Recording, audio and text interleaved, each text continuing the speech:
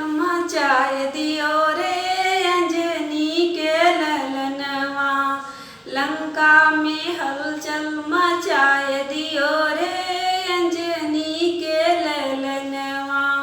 उड़ी उड़ी बैठे विभीषण की कुटिया, उड़ी उड़ी बैठे विभीषण की कुटिया। सीता का पतवा लगाए लियो रे अंजनी के ललनवा। सीता का पतवा लगाए लियो रे अंजनी के ललनवा। लंका में हलचल मचाए दियो रे अंजनी के ललनवा। उड़ी उड़ी बैठे अशोकवा के पेड़वा, उड़ी उड़ी बैठे अशोकवा के पेड़वा।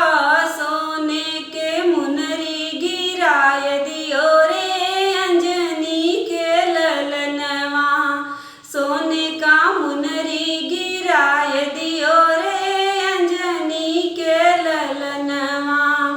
लंका में हलचल मचाए दियो रे अंजनी के ललनवा।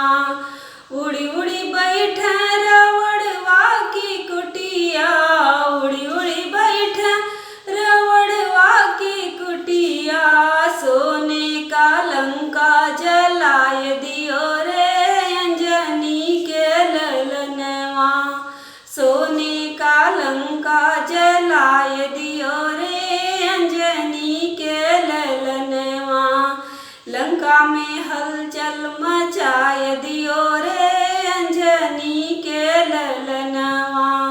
लंका में हलचल मचाए